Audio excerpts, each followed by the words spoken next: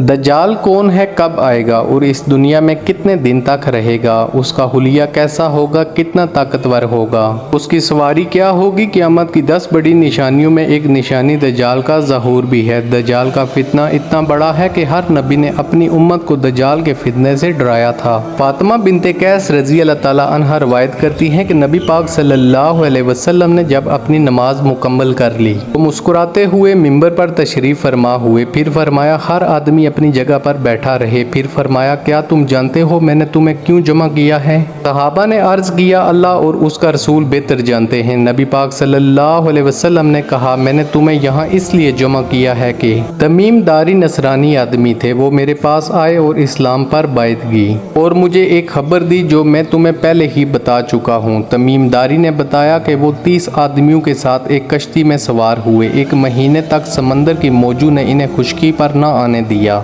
1 महीना बाद वो एक जजीरे पर पहुंचे, यहाँ तक के सूरज गरूब हो गया तो वो छोटी छोटी कश्तियों पर बैठकर जजीरे के अंदर दाखिल हुए। इन्हें वहाँ पर एक जानवर मिला जो मोटे और घने बालों वाला था। बाल इतने ज्यादा थे कि उसकी पहचान मुमकिन न थी। तमीम दारी ने उस जानवर से कहा तेरी हलाकत हो, तू कौन है। तो उसने कहा वहाँ गिरजे में चलो, वहाँ आदमी है जो तुम्हारी आमद का बहुत शौक रखता है। हम गिरजे में गए तो एक बहुत बड़ा आदमी सख्ती से बंधा हुआ था। इतना बड़ा आदमी हमने उससे पहले अपनी जिंदगी में नहीं देखा। उसके दानों हाथ गर्दन के साथ बंधे हुए थे, उसका बाकी जिस्म भी जंजीरों से जकड़ा हुआ था। हमने कहा तेरी हलाकत हो, तुम कौन हो। उसने कहा कि तुम बताओ कौन हो। तो उन्होंने कहा कि हम अरब के लोग हैं, समंदर में सफ़र का इरादा किया। 1 महीना समंदर की मौजें हमसे खेलती रही और तुम्हारे इस जजीरे तक पहुंचा दिया।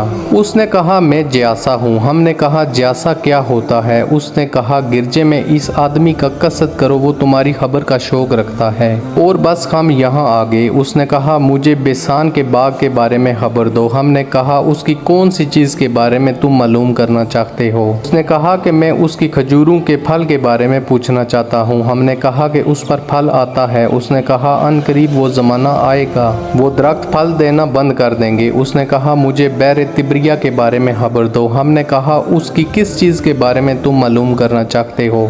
उसने कहा उसमें पानी है। हमने कहा उसमें पानी बहुत ज़्यादा मौजूद है। उसने कहा अन करीब वो सारा पानी ख़त्म हो जाएगा। फिर कहा मुझे ज़गर के चश्मे के बारे में बताओ। हमने पूछा उसके बारे में कौन सी मालूमात तुम चाहते हो। उसने पूछा उस चश्मे के पानी से वहाँ के लोग खेती बाड़ी करते हैं। हमने कहा हाँ। फिर कहने लगा मुझे उम्मियों के नबी हज़रत मोहम्मद सल्लल्लाहु अलैहि वसल्लम के बारे में खबर दो कि वो क्या कर रहे हैं। हमने कहा कि वो मक्का से मदीना हिजरत कर गए हैं। कहने लगा कि रास्ते में अरवा ने जंग की है। हमने कहा हाँ। तो कहने लगा उसने अहले अरब के साथ क्या सलूक किया है। तो हमने उसे बताया कि अल्लाह के रसूल सल्लल्लाहु अलैहि वसल्लम अहले अरब के इलाकों पर गालिब आ गए हैं और अहले अरब ने उनकी अतात की है। कहने लगा क्या ऐसा हो चुका है। हमने कहा हाँ। तो उसने कहा उनके हक में ये बात बेहतर है कि वो नबी के ताबेदार रहें और मैं तुम्हें अपने बारे में खबर देता हूँ कि मैं दज्जाल हूँ। जल्दी मुझे निकलने की इजाज़त दे दी जाएगी। मैं निकलूँगा और ज़मीन में चक्कर लगाऊँगा। 40 रातों में ज़मीन की हर बस्ती में जाऊँगा